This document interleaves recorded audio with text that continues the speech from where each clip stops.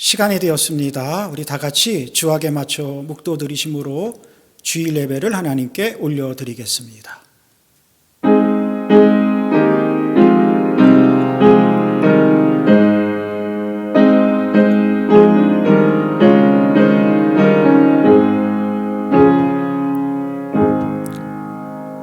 아버지께 참되게 예배하는 자들은 영과 진리로 예배할 때가 원하니 곧 이때라. 아버지께서는 자기에게 이렇게 예배하는 자들을 찾으시느니라. 하나님은 영이시니 예배하는 자가 영과 진리로 예배할지니라. 아멘. 이 시간 우리 찬송가 279장 찬송 올려드리겠습니다.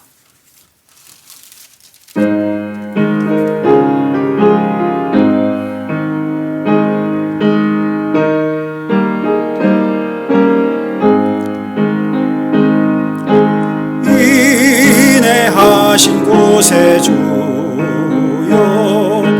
내가 비오니 죄인오라 하실 때에 날 부르소서. 주여 주여 내가 비오니 죄인오라 하실 때에 날 부르소서. 자비하신 보좌 앞에 꿇어 엎드려 자복하고 회개하니 믿음 주소서. 주여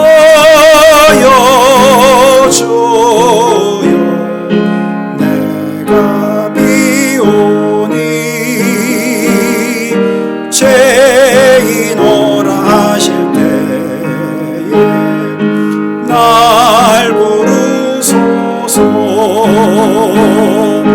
저의 공로 의지하여 적게 가오니 상한 마음을 고치시고 구원하소서. 주여 주여 내가 비오니 죄인오라 하실 때에 날 부르소서. 만복 그는 예수 주여 위로하소서.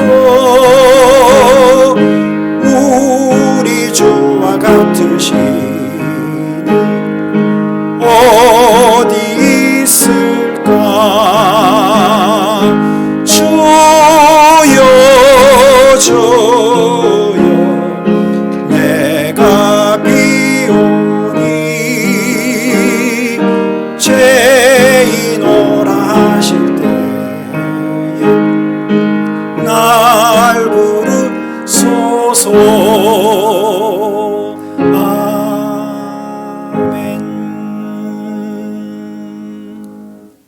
사도신경으로 신앙고백 드리겠습니다. 전능하사 천지를 만드신 하나님 아버지를 내가 믿사오며 그 외아들 우리 주 예수 그리스도를 믿사오니 이는 성령으로 잉태하사 동정녀 마리아에게 나시고 본디오 빌라도에게 고난을 받으사 십자가에 못 박혀 죽으시고 장사한 지 사흘 만에 죽은 자 가운데서 다시 살아나시며 하늘에 오르사 전능하신 하나님 우편에 앉아 계시다가 저리로서 산자와 죽은 자를 심판하러 오시리라.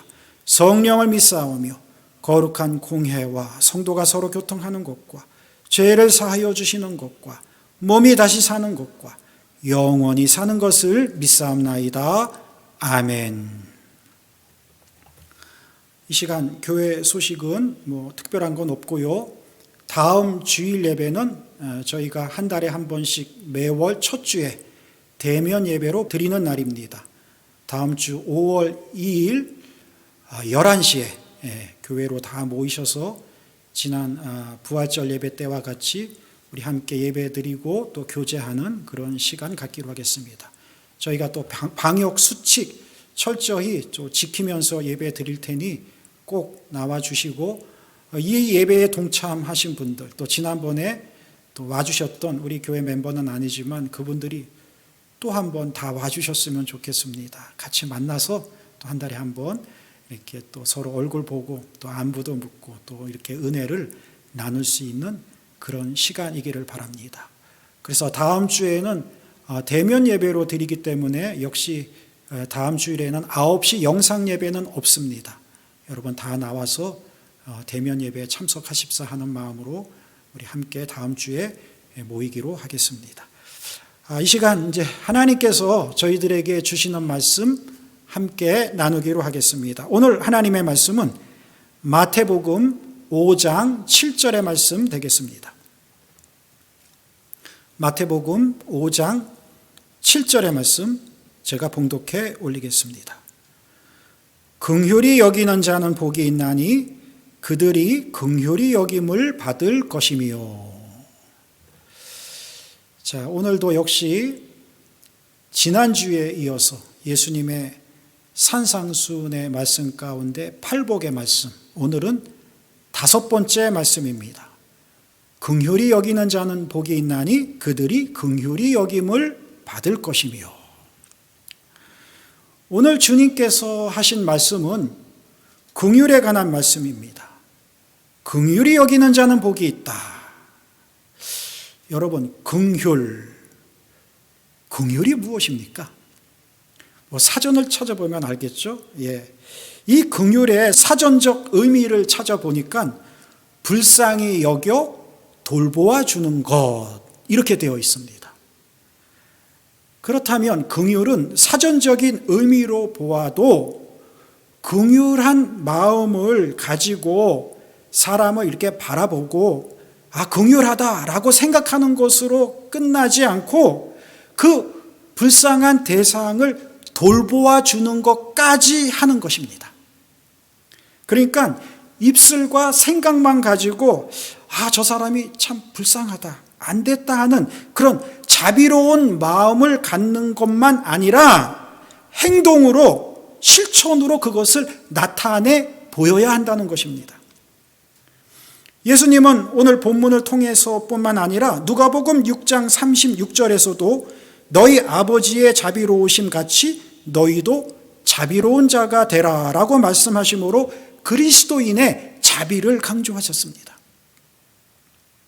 하나님의 속성은 공의와 사랑입니다. 그래서 범죄한 인간은 반드시 벌하시는 공의로우신 분이기도 합니다. 그래서 우리가 이 긍휼을 생각할 때 긍휼과 용서를 헷갈리게 생각하면 안 됩니다. 긍휼은 불쌍히 여김을 받을 대상을 향해 행하는 것이고, 용서는 잘못한, 범죄한 사람을 대상으로 행하는 것입니다. 이 구분이 되어져야 합니다. 예수님은 공생의 3년 동안 불쌍한 사람들을 긍휼로 대하셨습니다. 늘 예수님 주변에는 가난한 사람들이 있었고 강자에게 눌려 약자로 살아갔던 민초들이 있었습니다. 예수님은 그들을 늘 긍휼로 이끄셨습니다. 하나님의 긍휼하심이 있습니다. 디도서 3장 5절은 이렇게 기록하고 있습니다. 우리를 구원하시되 우리의 행한 바 의로운 행위로 말미암지 아니하고 오직 그의 긍휼하심을 따라 중생의 씻음과 성령의 새롭게 하심으로 하셨나니. 이 말씀을 보면 우리가 구원받은 것은 하나님의 긍휼하심으로 이루어졌다는 말씀입니다. 그 긍휼하신 마음으로 하나님이 인간의 몸을 입고 성육신하시어서 그리스도로 이 땅에 오셨습니다. 그렇게 세상에 오신 주님은 복음을 전파하시고 병든 자를 고쳐주셨으며 슬픈 자를 위로하시고 굶주린 자를 먹이시며 세리와 죄인들의 친구가 되어주시고 더 나아가 자기를 십자가에 못 박는 원수들까지 용서하셨습니다. 예수님이 십자가에 못 박은 원수를 용서하신 이유는 저들이 하는 일을 저들이 모르고 하기 때문이라고 하셨습니다. 누가복음 23장 34절의 말씀입니다. 이에 예수께서 이르시되 아버지 저들을 사하여 주옵소서 자기들이 하는 것을 알지 못함이니이다 하시더라. 알고 저지르는 죄가 아니라 모르고 실수로 저지른 죄에 대한 용서를 베푸신 주님이십니다. 성경은 우리 믿는 자들을 향해서 이와 같이 하나님의 긍휼, 그 아들의 자비하신 성품을 배우라고 말씀하고 있습니다. 그렇다면 주님이 우리에게 말씀하시고 계시는 긍휼한 삶은, 긍휼히 여기는 삶은 어떤 것일까? 이 시간 구체적으로 살펴보기로 하겠습니다. 첫째로 주님이 우리에게 말씀하시고자 하시는 긍휼은 상대의 처지를 이해하고 같이 느끼는 것입니다.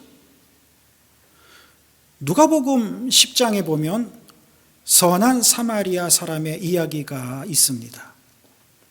어떤 사람이 예루살렘에서 여리고로 혼자 내려가다가 강도에게 붙들려 매를 맞고 가진 것을 다 빼앗기고 거의 실신 상태에서 쓰러져 죽어갑니다. 바로 이 사람이야말로 긍휼함을 받을 대상입니다. 그런데 마침 그것을 제사장이 지나가다가 그것을 보았지만 외면하고 그냥 지나쳐 버립니다. 두 번째로 레위 사람이 그것을 보았지만 역시 앞선 제사장처럼 그 천차만 상황을 보고도 외면하고 그냥 지나칩니다. 그들은 하나님을 믿는 믿음의 사람들이었지만 그에게는 자비와 긍휼의 마음이 없었습니다. 그러나 세 번째 사람, 사마리아 사람은 강도 만난 사람을 불쌍히 여기는 마음이 있었습니다. 그 긍휼의 마음으로 상한 사람을 살펴 그를 구해줍니다.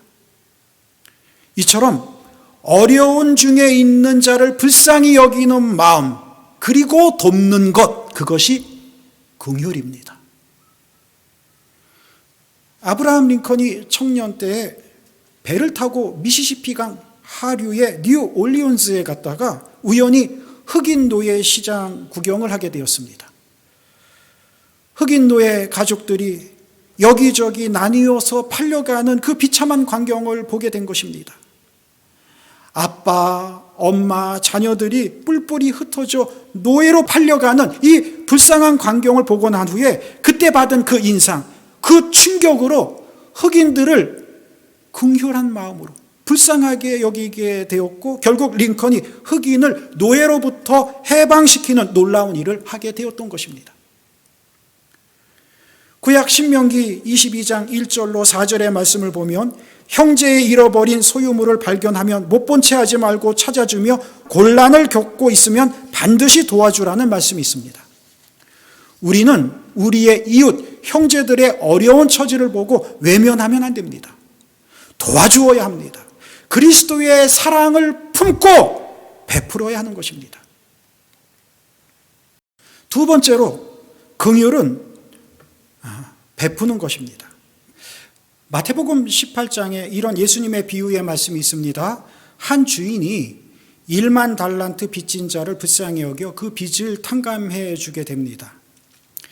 여러분, 이게 예화로 주님이 말씀하신 내용입니다마는 1만 달란트면 현재 우리의 화폐 단위로 계산하면 얼마나 되는 줄 아십니까?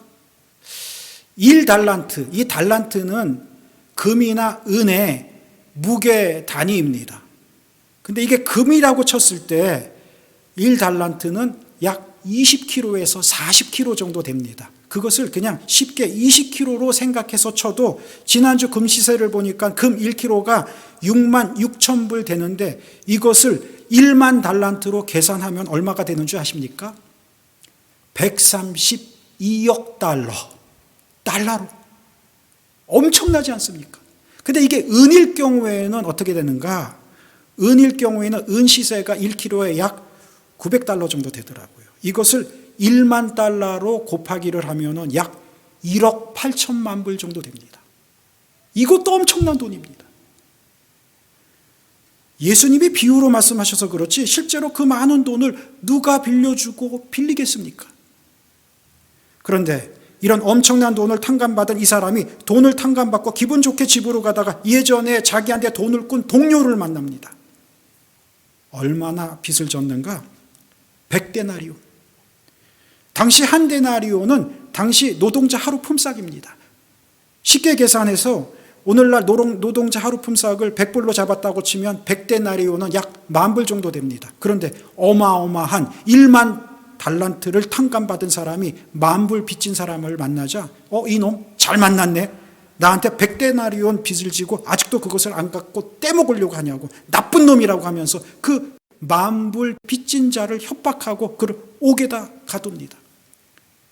여러분, 이 사람 나쁜 사람이지 않습니까?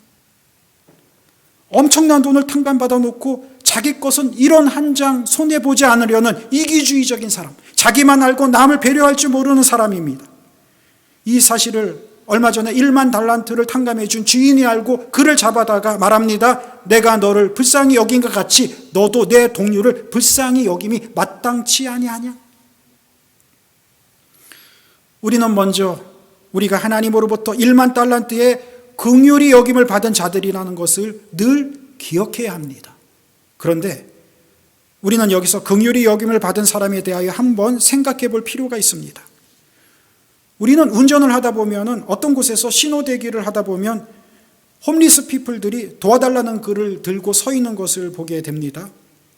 그 사람들을 보면 긍휼한 마음이 생겨가지고 1달러라도 건네주고 싶지만 어떤 방송에서 본 그 사람들의 그 삶의 실체를 보면 갈등이 생기는 거예요. 여기 미국의 홈리스 피플들은 대부분 먹는 문제는 다 해결이 됩니다. 푸드뱅크나 시나 선교단체 등에서 지원을 해줘가지고 먹고 입는 것 대부분이 다 해결이 되는데 저렇게 구걸하는 돈으로 마약을 한다는 게 문제입니다.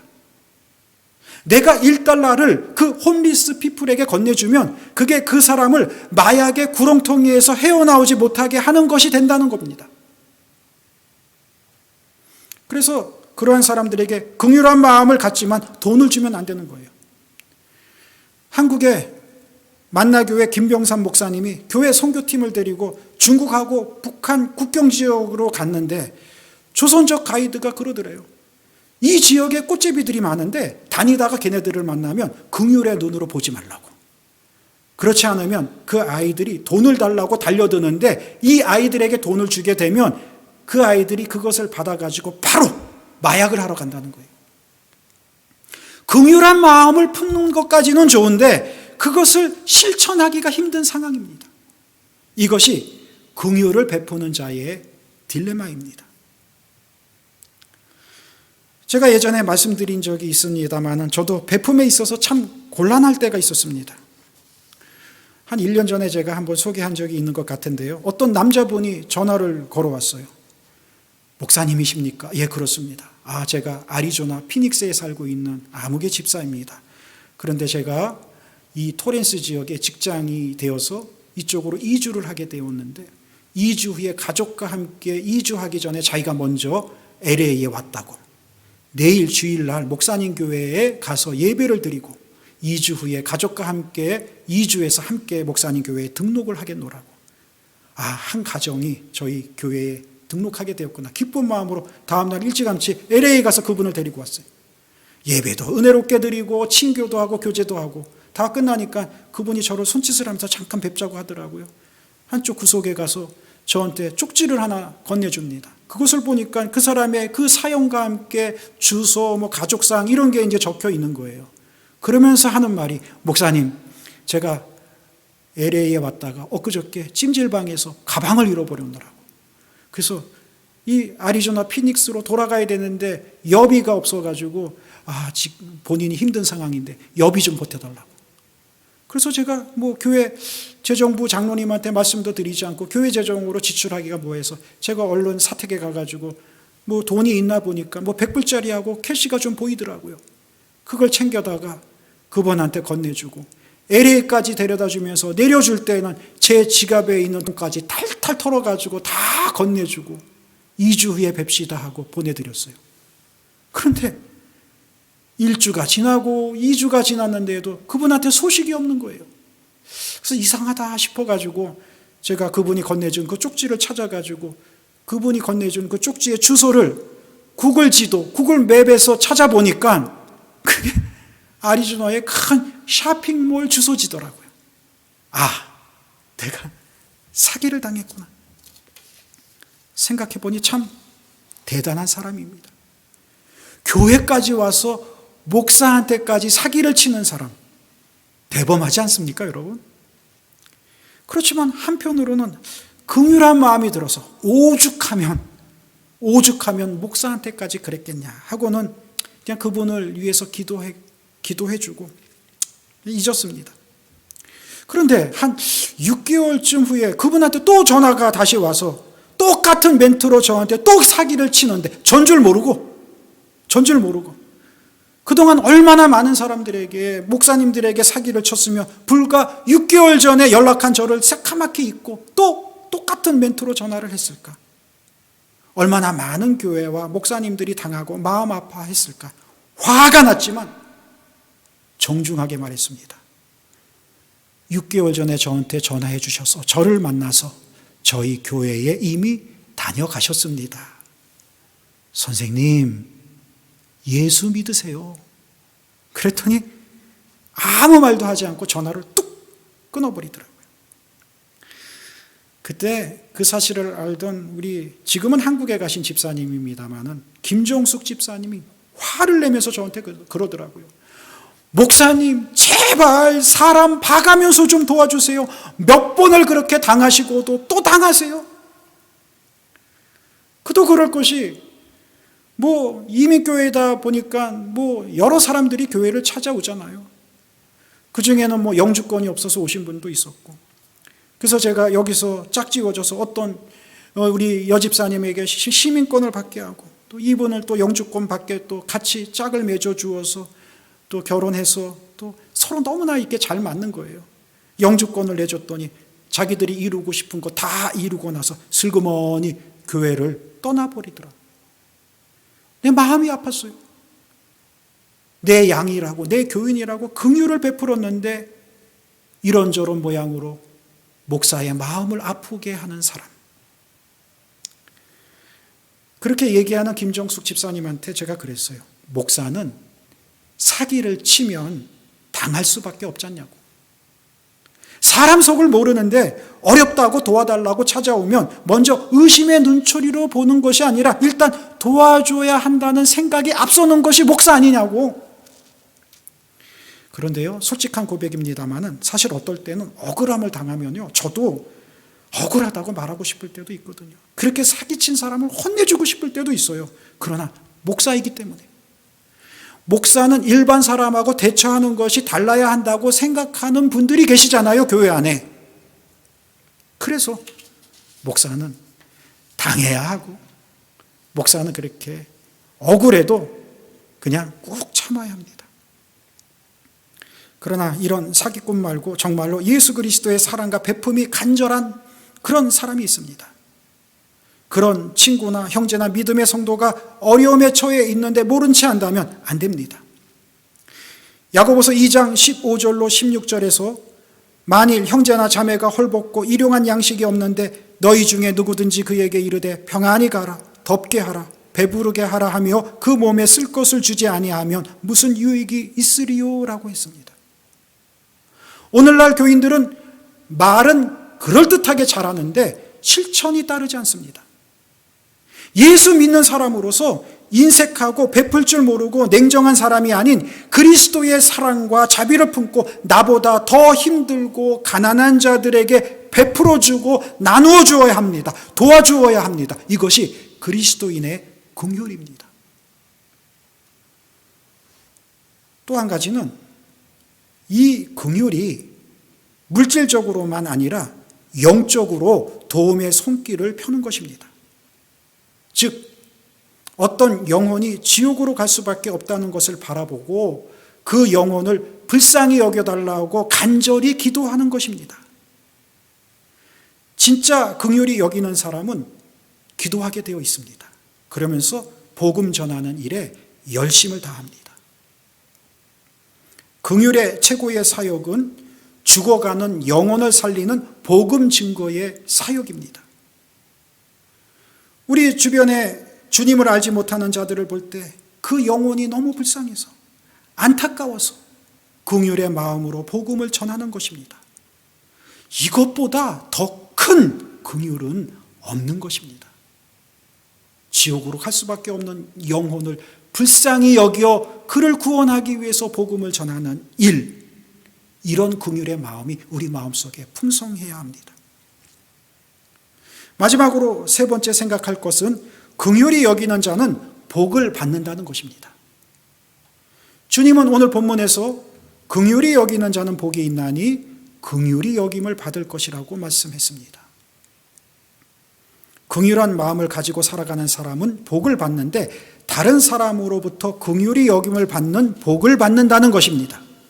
뿐만 아니라 하나님의 심판대 앞에 섰을 때에도 긍휼히 여김을 받습니다. 예수님께서 십자가에 달리실 때 예수님 양옆에 두 강도가 달렸습니다. 그때 한편 강도는 예수님을 모욕하며 희롱했고, 다른 한편 강도는 예수님이 십자가에 달린 것을 자기가 생각해 봐도 억울한 일 당한 것이에요. 그래서 예수님을 모욕하던 강도를 향해 꾸짖고 예수님께 구원을 청합니다. 이 강도 입장에서는 자기들은 자기들 죄로 십자가에 달림이 마땅하지만 저분은 죄가 없으신데 저렇게 달린 것이 억울하니까 안타까운 거예요. 그래서 어떻게 보면 예수님을 향한 긍휼의 마음으로 그런 말을 했는데, 사실 예수님은 긍휼함을 받을 대상은 아니시죠. 우리 주님 스스로가 온전하시고 완전하시기 때문에.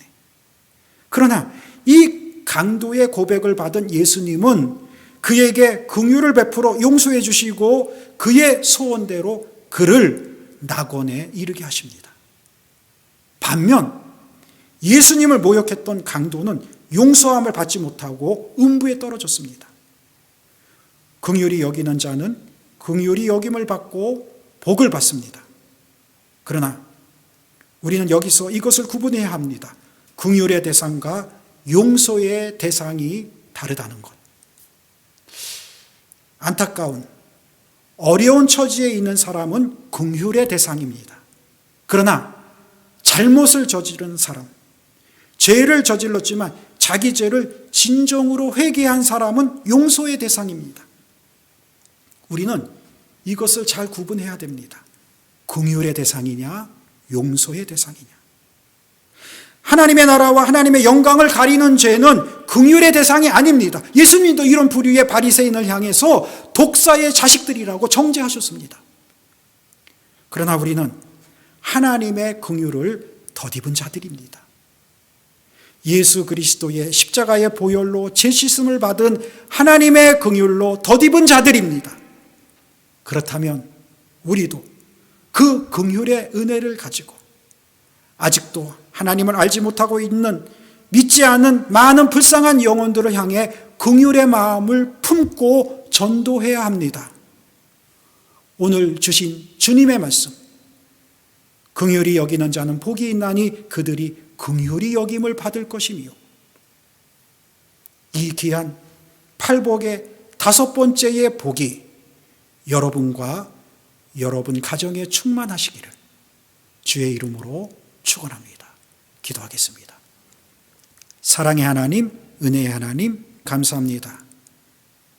우리가 이 땅에 살면서 때로는 우리 스스로가 긍휼히 여김을 받을 때가 있고, 또한 저희들이 긍휼히 여기는 대상을 만날 때가 있습니다.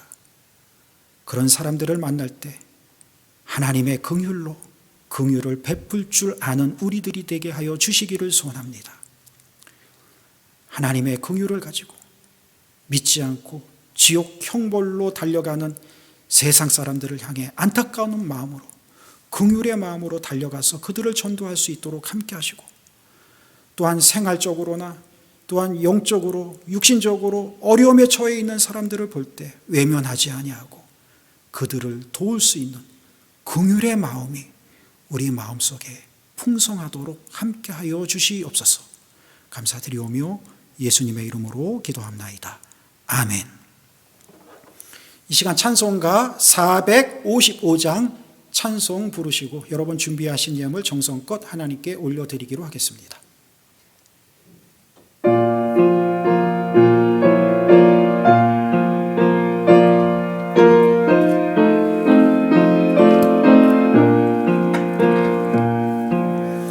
주님의 마음을 본받는 자, 그 맘에 평강이 찾아오면 험악한 세상을 이기리니 하늘로부터 임함이로다.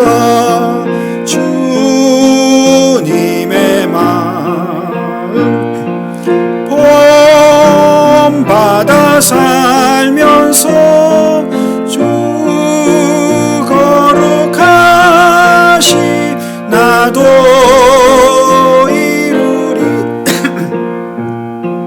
주 모습 내 눈에 안 보이며 금성 내 귀에 안 들려도 내 영혼 날마다 주를 만나 신령한 말씀 늘 채우도다. 주님의 마음 본받아 살면서 그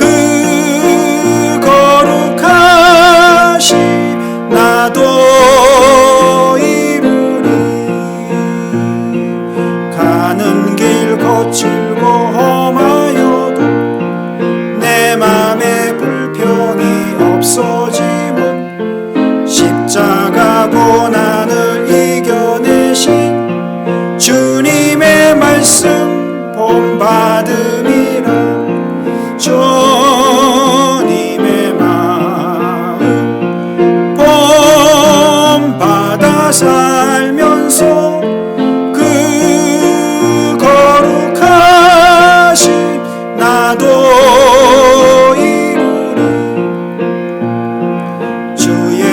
세상에 다시 오신 그날엔 무슨 변화하여 주님의 빛나는 그 영상을 다 함께 보며 주 찬양하리. 주님의 마음 본받아 살면서 나도 이루리. 기도하십니다. 사랑의 하나님, 은혜의 하나님 감사합니다. 오늘도 하나님 전에 나오지는 못했지만 각자 처소에서 영상 예배로 하나님께 영광 돌리며 시간에 맞춰 귀한 예물을 하나님께 올려 바칩니다. 이 시간 10의 1조 감사헌금, 주일헌금, 성교헌금, 건축헌금까지 저들이 정성껏 드린 예물 기억하여 주시고 저들의 가정에, 직장에, 산업에, 자녀 손들에게 하나님의 은혜로 가득 채워주시기를 소원합니다. 이 예물이 쓰이는 곳곳마다 하나님의 영광이 드러나는 복된 예물 되게 하여 주시기를 소원하오며 이제는 우리 주 예수 그리스도의 은혜와 하나님 아버지의 극진하신 사랑과 성령님의 감화 감동 위로 충만하신 역사가 오늘 귀한 말씀 받고 긍휼히 여기는 자의 복을 받아 누리기를 소원하며 이 자리에 함께한 하나님의 백성들 머리 위에 이제로부터 영원토록 함께 있을지어다. 아멘.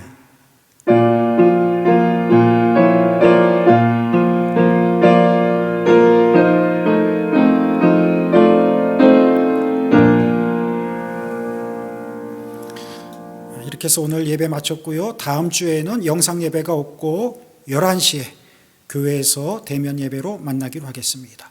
감사합니다.